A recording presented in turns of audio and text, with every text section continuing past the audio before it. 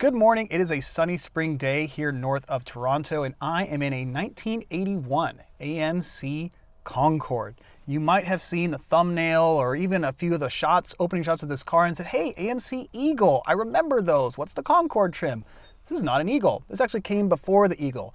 The Eagle does share a lot of parts with this car and does kind of look visually similar, but that was a lifted four-wheel drive car. This was a luxury compact, strictly rear drive. The Concord was made from 78 to 83. This is a 1981 model. And though it didn't invent a whole segment like the Eagle, I think it's really interesting because this is one of the first American luxury compacts. So with that note, let's start up and go for a drive.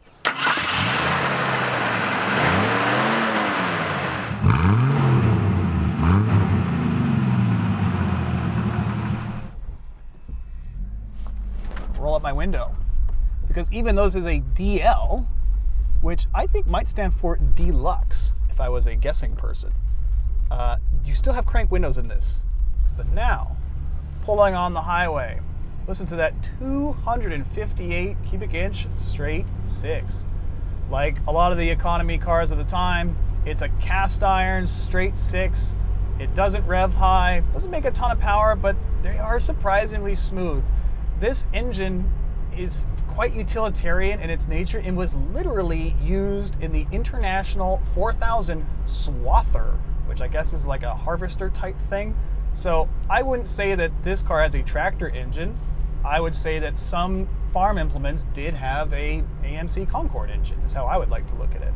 This is based on the AMC Hornet. The Hornet was more of a basic economy car. Back then it was about competing with the Beetle, about being lightweight, good fuel economy, and a really, really cheap entry price, super stripped out. And it served AMC very well. The Hornet was a strong selling model all throughout those years, but by the late 70s, it was time for a rethink. And like I said earlier, AMC doesn't always have the money to do a whole new clean sheet. What they had was the Hornet, and they needed to adapt it to a different buying environment. So the direction they took with the Hornet was to move it upscale, to make it the Concord.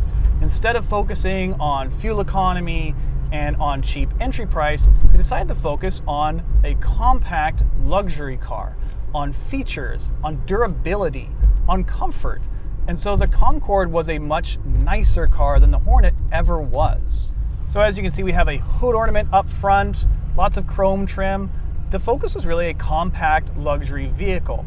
And this is a Concord wagon, which was actually called the Sportabout because instead of having a conventional tailgate style rear end like wagons did at the time, this has a hatchback like you would see on most modern cars. But because it's raked over and because it's a hatch, AMC said this is far too sporty to be called a station wagon.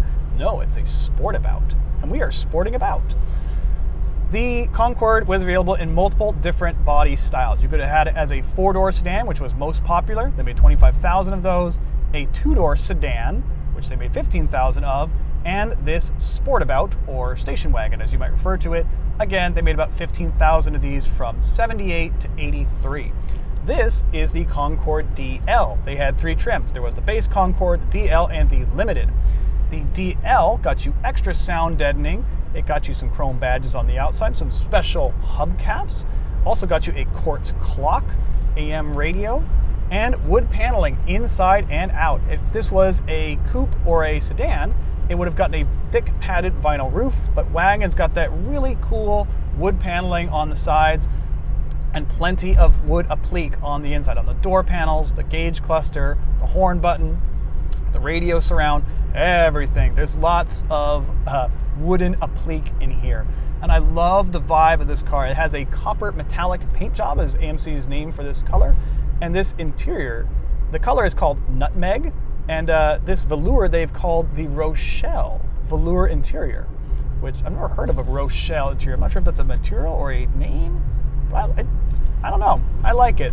And I like how thoroughly copper colored this car is. Obviously the outside, the wood trim, but look, everything, the door panels, even my seat belts, the seats, the carpet, everything matches. And this car is in very good original shape. It belongs to my friend Hilary, and she keeps this thing in really, really nice condition. One of the things that the previous owner did was he redid the seats, but he actually like overstuffed them. Look at the shots of them on the B-roll. They like are pillow top, like a double stuffed Oreo. And as such, my towering 5'9" frame is right up against the roof of this car because of these seats. But that's not exactly how this car would have come, but it's nice to feel tall for once. Now, I think it's also interesting because the Concord took this chassis, the Hornet chassis, up until 1983. But the Eagle would live on until 1988. So essentially, the Hornet chassis had 3 lives: the Hornet, the Concord, and finally the Eagle. And I think it's interesting how AMC managed to tweak this platform 2 different times to make it perfectly suit the market that they were trying to reach for without a ton of money. All they really had was ingenuity. So this car, when it was new, would have competed with something like the Ford Granada. It's a compact car with pretty humble underpinnings, but you can't deny there's a lot of luxury trim in here. It's a nice car to drive around, and it's quiet. Listen to this thing. Engine just kind of hums along distantly. And one of the things that they were very proud of with the Concord is that they rubber isolated the front subframe for the suspension and the rear axle. And the effect is pretty noticeable. It's very smooth to drive. It's certainly not a sports car, but it's pleasant to drive this car. Wow. All right, here's all 110 horsepower from the 258 from the lights. Oh, I think it upshifted early. It certainly has enough power to get around, and I always say that these cars, like, they're slow, but they are not so slow that they inhibit you doing whatever you'd want to do. You can still go on the highway with this car. It's actually quite relaxed on the highway because this car has a 256-to-1 rear axle ratio. So even though this engine doesn't rev very high, it's just kind of loafing along, and this car's a great road tripper. But it's not like a sports car you'd want to hustle, but at the same time, the steering is like really good for an American compact of this period. It drives really nice. And in fact, I think you could daily drive this car, and the owner, Hilary, she actually does drive this car every single day. And in fact, that's a good reason to turn the camera around, I think, and bring her in. But before we do that, I love driving classic cars and I love making videos about them. If you guys like the channel and subscribe to it, it helps me out to make more of these videos. And if you have a car you'd like to see featured on the channel, please send me a note at classiccarsandclayton@gmail.com. But let's find a spot to park and bring in the owner here. Because she's totally not in the passenger seat this whole time. Yeah, exactly. Shh, that nobody knows. Let me go back and pick her up because I've been driving the car by myself. Yeah, we'll just, I think she's in the middle of this parking lot. Oh, yeah. Look at that. Perfect. Yeah, I could hear her voice. I can see her hand. That's her. All right, we'll Taxi. Oh, what do you know? Hey, it's Hilary. Let's go get her. Hilary, it's so funny to run into you here at this random parking lot. I know. How long were you waiting? Oh, only 6 hours. Okay, well, that's funny. Well, now that you're here, you want to talk about the car a bit? Sure, why not? Okay. So how long you had this thing a long time, I think, right? September 2020 is when I bought this car. Is this your actual first car? Yep.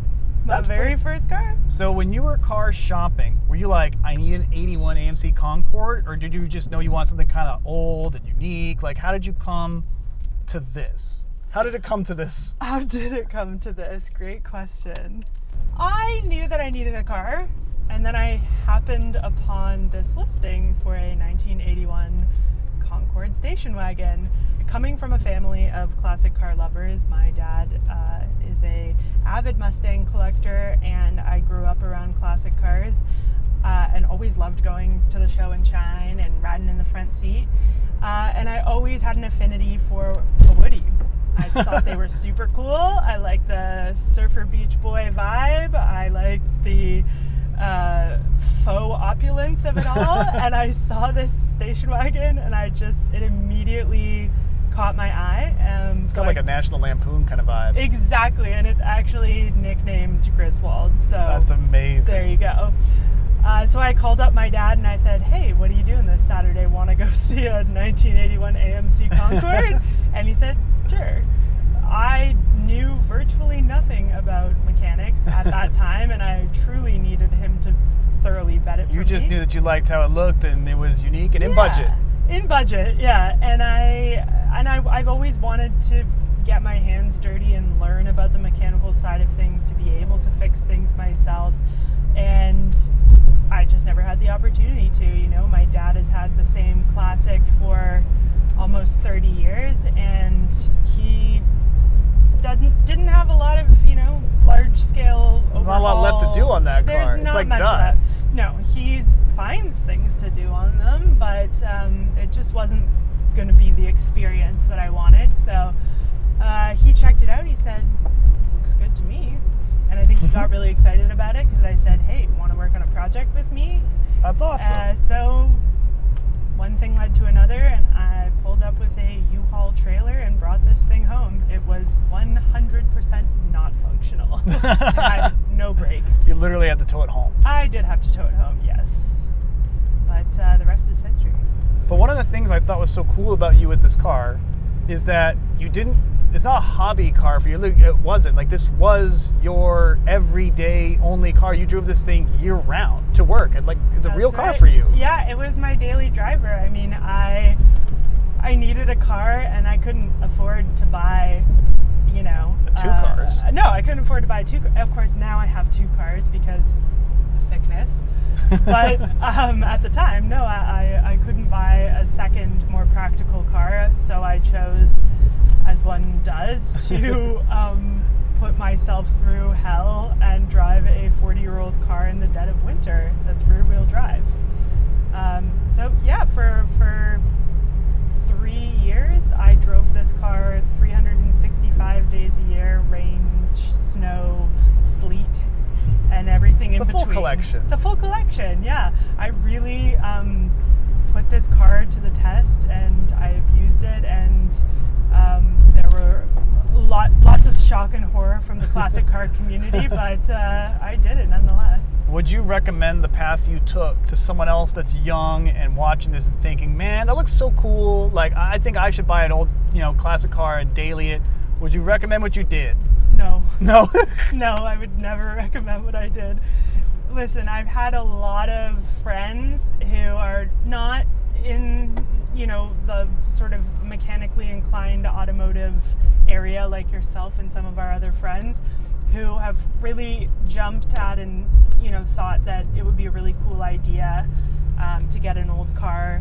And they're kind of like, how hard could it be, really? What's the worst that could happen? Yeah, what's the worst that could happen? I would never do this if I didn't have my dad to teach me, to support me, to offer free labor. I would do it again. I would not recommend it to another young person, and I would not recommend it as a daily driving activity unless you are prepared for a lot of trials and tribulations, interesting adventures. I love that it's wood paneled. I love my copper metallic brown, or AMC sludge, as I refer to it, because it seems to have been the most popular AMC color, especially in this era of its history. But I think the most interesting or most exciting parts for me is that point of connection. AMC is not known, especially for our generation. I mean, it died long before. When was the last AMC badged car? Like late 80s? Yeah, it rolled off the lot late 1988, and that was the end of American Motors as we knew it. When none of us were alive. When none of us were alive, exactly. So, it's very interesting to, kind of talk about it with people of our generation. I think AMC has such an interesting history. I think, to me, one of the more exciting things about owning an AMC is that I just find the history of it so interesting and odd. They're like an underdog company. They were such an underdog. It feels very aligned with my own life. And I think that owning this car has definitely made me into one of the AMC stands. I can see myself continuing down the path of collecting other AMC vehicles. I mean, the Concord is just one of a series of odd, interesting, and ultimately innovative models that came off the lot at AMC. They have so much personality, these AMCs. They're so different, they're so quirky. I just love them. Yeah, same. And even we were talking about earlier, the marketing team at American Motors Corporation had some very interesting ideas for how to market these unique, quirky vehicles. Yes. Such as you only ride like a pacer if you're wide like a pacer. That slogan could almost come back. Maybe as like a TikTok. I'm one. into it. I think Gen Z would go for it. That's 100%. So there you have it. The next TikTok trend, AMCs. There we go. I think that wraps up the review of the And- 1981 AMC Concord. That's us. That's our time, folks. That's all for tonight, folks. Thanks for tuning in. That's it. That's all. There isn't any more. And Hilary, thanks for bringing the car out. Thanks for showing it. My And pleasure. she's a beaut, Clark. My door is always open. Oh, shit. Sorry. Brakes are great. Brakes work!